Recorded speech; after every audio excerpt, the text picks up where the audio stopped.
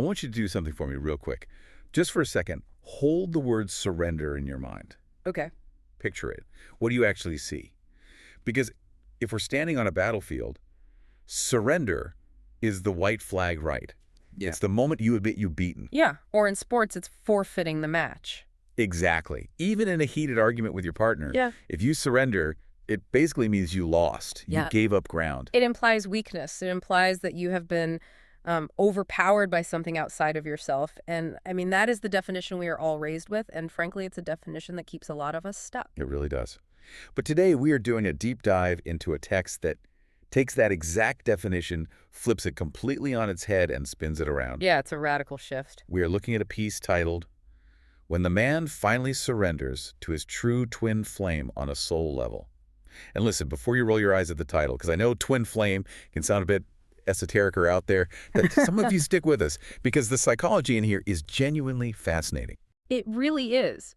Whether you subscribe to the spiritual side of twin flames or not, the psychological framework this text presents is incredibly grounded. It argues that in the context of deep psychological growth, surrender isn't defeat at all, it's integration. That is the hook right there.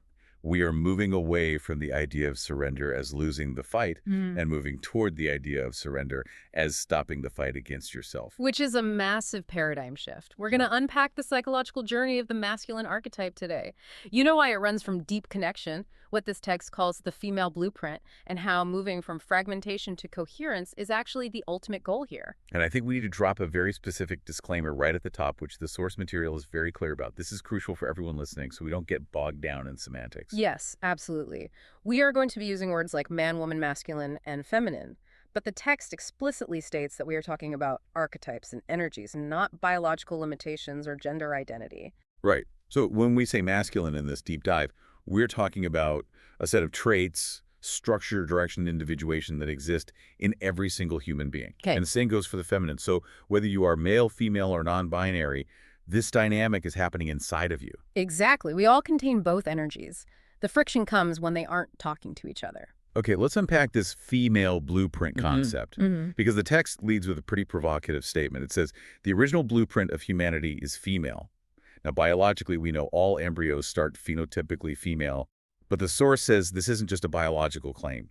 It's symbolic. So what does that actually mean in a psychological context? It's fascinating symbolism, really. The text uses the image of the womb to represent origin. In a psychological sense, the womb is a state of undivided existence. It's unity. Everything is one. There is no me versus you. There's just us. It's that feeling of total connection. So the feminine in this context represents that state of connection. Precisely. The source lists the traits associated with this archetype: receptivity, intuition, relational intelligence, emotional integration, and creation. It's the energy that binds things together. It's like the gravity that holds a solar system in place. Okay, so if the feminine is unity and connection, then the masculine is what? Disconnection. Not disconnection in a negative sense. Think of it more as differentiation. Oh, okay. The masculine archetype represents structure, direction, and separation. And separation here isn't a bad word. It's entirely necessary. It's the energy of individuation, of standing up and saying, I am a distinct individual. I see. So you need the feminines to feel connected to the whole, but you need the masculine to feel like a person with agency. Exactly. If you were only feminine energy in this archetypal sense, you'd dissolve into the ocean. You'd have no boundaries. But if you were only masculine energy, you'd be a stone wall. Totally solid, but totally isolated. The source argues that the original blueprint is female because we all start from unity. We start from wholeness. Then we undergo this process of differentiation, becoming individuals, which is the masculine drive. But here's the catch, right? The text suggests that in that process of becoming individuals, especially for those heavily identified with the masculine archetype, we lose something vital. We do. We tend to overcorrect. The text says that the myth of returning to being female isn't about a man physically transforming. It's a metaphor for returning to wholeness. It's about reintegrating those relational and emotional capacities that had to be suppressed to achieve that separation and independence in the first place. So it's like you leave home to build your own house, which is good. You need to leave home.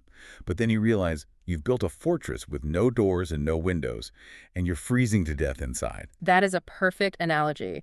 And that fortress is exactly where our man in the text is living when the catalyst hits. He thinks he's successful because the walls are high, but he's actually fragmented. Enter the catalyst. Mm. Let's talk about this twin flame connection. Now, the source describes the psychological impact of this meeting, and it sounds intense. It's not just intense, it's totally destabilizing. The text says when a man who is operating from that fortress of separation encounters this deep connection, it activates the dormant feminine dimension within him. And you'd think logically, Oh, oh, great, connection, happiness, this is what I've been waiting for. But the source says the reaction is actually terror. because it threatens the fortress. He feels emotional intensity, vulnerability, and a sudden total loss of control. If you have spent your life constructing an identity based on being autonomous and invulnerable, which is what the masculine archetype often does to feel safe, this connection feels like an invasion. There's a line in the text that really stood out to me, and I think everyone needs to hear this. Rejection is often protection. That is the key insight. That changes everything about how we view these relational dynamics. It says it is not always lack of love, it is fear of disintegration. That hit me hard. We usually interpret someone pulling away as they don't like me or I did something wrong. But this suggests they're pulling away because they feel like they're about to fall apart. Think about it. If your safety relies on being in control and not needing anyone, and suddenly you feel this overwhelming need and connection, your internal alarm system goes off. It's a red alert. The source calls it an identity crisis. The connection demands a level of exposure that the masculine archetype has historically equated with danger. So let's get specific here. The source actually lists 5 psychological barriers. Yeah. Reasons why he reduces, ignores, or completely rejects this connection. I want to go through these because they explain so much about avoidant behavior. It's not random, it's structural. Do it. Barrier number 1, fear of vulnerability. The text says this connection requires emotional honesty he has not practiced. It's like being asked to run a marathon when you've never even jogged a mile. It's not just that he doesn't want it, he feels completely incompetent. It triggers a shame response because he genuinely doesn't know how to do it. That makes so much sense. It's a skill gap. Moving to barrier number 2, ego preservation. This connects right back to our fortress analogy. The relationship threatens his self-image as someone who doesn't need anyone. If I admit I need you, am I still me? The ego says no, so the ego fights back to preserve the independent me. Number 3 is one we hear about a lot in psychology, avoidant attachment patterns. Right. This is the reflex. This lives in the nervous system, not the logical brain. When deep intimacy gets too close, the automatic response is withdrawal. It's like touching a hot stove. You pull your hand back before you even think about it. Too close, unsafe, back away. And number 4, identity rigidity. This is the belief that emotional surrender equals weakness. If his identity is rigid, meaning I am strong, and strength means being stoic, then feeling deep emotion implies he's becoming weak. He views the emotion itself as a failure. Which leads perfectly into number 5, and this is the big structural one, cultural conditioning. The source is very explicit here. It notes that historically men are conditioned to suppress vulnerability, prioritize dominance over intimacy, and this is the critical part, equate control with safety. Equate control with safety. That explains so much. If I'm in control, I'm safe. If I surrender to this connection, I am out of control, therefore I am unsafe. Exactly. So when we see someone running from a connection like this, we are watching a safety mechanism in action. He isn't actually running from the partner. He is running from the feminine rising inside himself because he has been taught that it is dangerous. He's running from his own internal experience. So we've established the problem. The fortress is locked down, the alarms are blaring. But this deep dive isn't about leaving us in the problem. The text pivots to redefining surrender. If surrender isn't defeat, if it isn't the white flag, what is it? The text describes it as internal softening. It is stopping the fight against his own emotional depth. I love that phrase, internal softening. It sounds so much better than giving up. And this is crucial. The text clarifies that he integrates the feminine within himself not by losing masculinity, but by expanding it. This is a huge distinction. He isn't becoming less of a man, he's becoming a whole human. He keeps the structure, the masculine container, but he fills it with water.